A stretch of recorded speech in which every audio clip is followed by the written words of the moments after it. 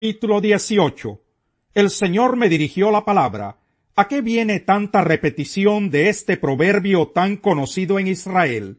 Los padres comieron uvas agrias y a los hijos se les destemplaron los dientes. Yo, el Señor Omnipotente, juro por mí mismo que jamás se volverá a repetir este proverbio en Israel. La persona que peque morirá. Sepan que todas las vidas me pertenecen, tanto la del Padre como la del Hijo.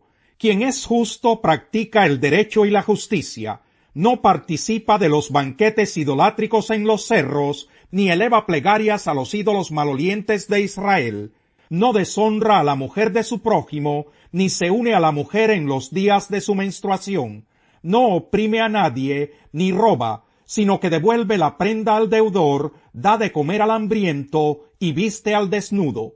No presta dinero con usura, ni exige intereses, se abstiene de hacer el mal, y juzga imparcialmente entre los rivales. Obedece mis decretos, y cumple fielmente mis leyes. Tal persona es justa, y ciertamente vivirá. Lo afirma el Señor Omnipotente. Pero bien puede suceder que esa persona tenga un hijo violento y homicida, que no siga su ejemplo, y participe de los banquetes idolátricos en los cerros, que deshonre a la mujer de su prójimo, oprima al pobre y al indigente, robe y no devuelva la prenda al deudor, y eleve plegarias a los ídolos, e incurre en actos repugnantes, que además preste dinero con usura y exija intereses. ¿Tal hijo merece vivir? Claro que no. Por haber incurrido en estos actos asquerosos, será condenado a muerte, y de su muerte sólo él será responsable. Ahora bien, ese hijo podría a su vez tener un hijo que observa todos los pecados de su padre, pero no los imita, pues no participa de los banquetes idolátricos en los cerros, ni eleva plegarias a los ídolos malolientes de Israel, ni deshonra a la mujer de su prójimo, no oprime a nadie, no roba, devuelve la prenda al deudor, da de comer al hambriento y viste al desnudo, se abstiene de hacer el mal, no presta dinero con usura ni exige intereses, cumple mis leyes y obedece mis decretos. Un hijo así no merece morir por la maldad de su padre, merece vivir.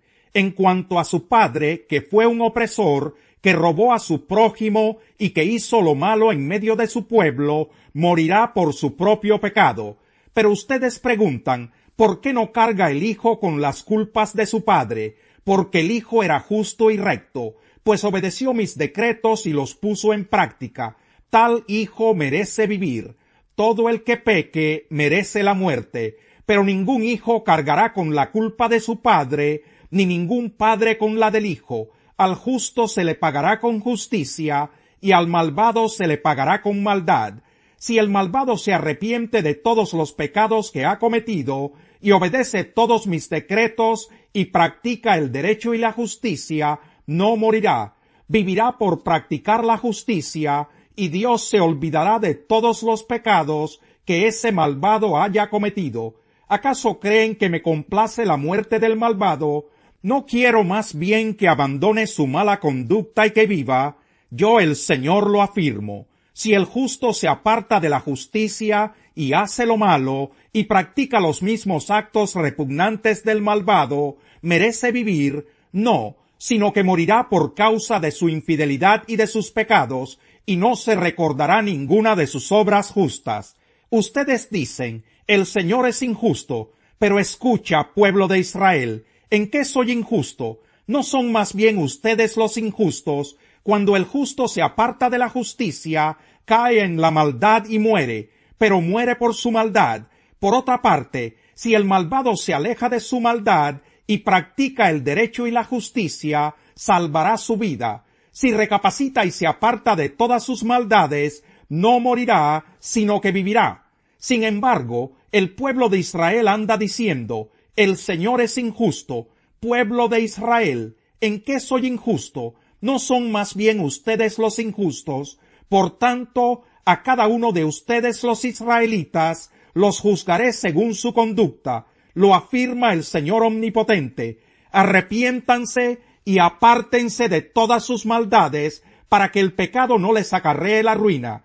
arrojen de una vez por todas las maldades que cometieron contra mí, y háganse de un corazón y de un espíritu nuevos. ¿Por qué habrás de morir, pueblo de Israel? Yo no quiero la muerte de nadie. Conviértanse y vivirán, lo afirma el Señor Omnipotente. Capítulo 19. Dedícale este lamento a la nobleza de Israel. En medio de los leones, tu madre era toda una leona. Recostada entre leoncillos, amamantaba a sus cachorros. A uno de ellos lo crió, y éste llegó a ser un león bravo, que aprendió a desgarrar su presa y a devorar a la gente. Las naciones supieron de sus excesos y lo atraparon en una fosa. Se lo llevaron encadenado a Egipto. Cuando la leona madre perdió toda esperanza de que volviera su cachorro, tomó a otra de sus crías y la convirtió en una fiera.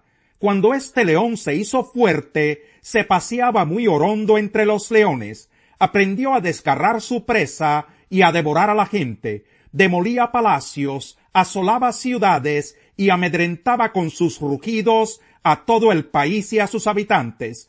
Las naciones y provincias vecinas se dispusieron a atacarlo, le tendieron trampas y quedó atrapado en la fosa. Encadenado y enjaulado lo llevaron ante el rey de Babilonia.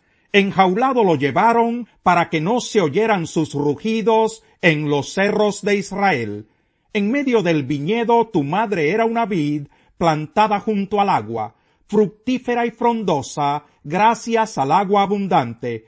Sus ramas crecieron vigorosas, aptas para ser cetros de reyes. Tanto creció que se destacaba por encima del follaje. Se le reconocía por su altura y por sus ramas frondosas, pero fue desarraigada con furia y arrojada por el suelo. El viento del este la dejó marchita y la gente le arrancó sus frutos. Secas quedaron sus vigorosas ramas y fueron consumidas por el fuego. Ahora se halla en el desierto, plantada en tierra árida y reseca. De una de sus ramas brotó un fuego, y ese fuego devoró sus frutos. Nada queda de esas vigorosas ramas, aptas para ser cetros de reyes. Este es un lamento, y debe entonarse como tal. Capítulo 9. Ahora bien, el primer pacto tenía sus normas para el culto, y un santuario terrenal. En efecto, se habilitó un tabernáculo de tal modo que en su primera parte, llamada el lugar santo, estaban el candelabro, la mesa y los panes consagrados. Tras la segunda cortina estaba la parte llamada el lugar santísimo, el cual tenía el altar de oro para el incienso y el arca del pacto, toda recubierta de oro. Dentro del arca había una urna de oro que contenía el maná, la vara de Aarón que había retoñado y las tablas del pacto. Encima del arca estaban los querubines de la gloria, que cubrían con su sombra el lugar de la expiación, pero ahora no se puede hablar de eso en detalle. Así dispuestas todas estas cosas, los sacerdotes entran continuamente en la primera parte del tabernáculo para celebrar el culto, pero en la segunda parte entra únicamente el sumo sacerdote y sólo una vez al año, provisto siempre de sangre que ofrece por sí mismo y por los pecados de ignorancia cometidos por el pueblo.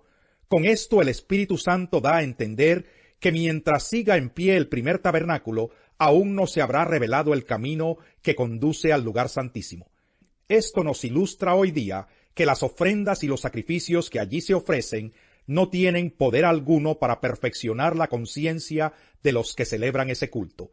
No se trata más que de reglas externas relacionadas con alimentos, bebidas y diversas ceremonias de purificación, válidas sólo hasta el tiempo señalado para reformarlo todo.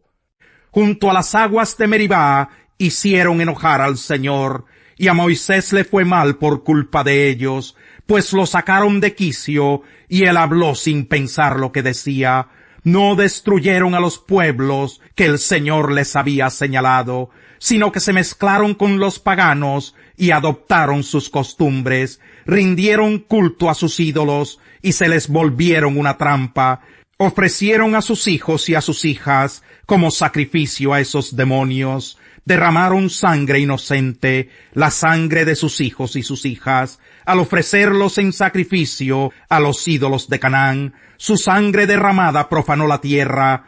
Tales hechos los contaminaron. Tales acciones los corrompieron. La ira del Señor se encendió contra su pueblo. Su heredad le resultó aborrecible. Por eso los entregó a los paganos, y fueron dominados por quienes los odiaban. Sus enemigos los oprimieron, los sometieron a su poder.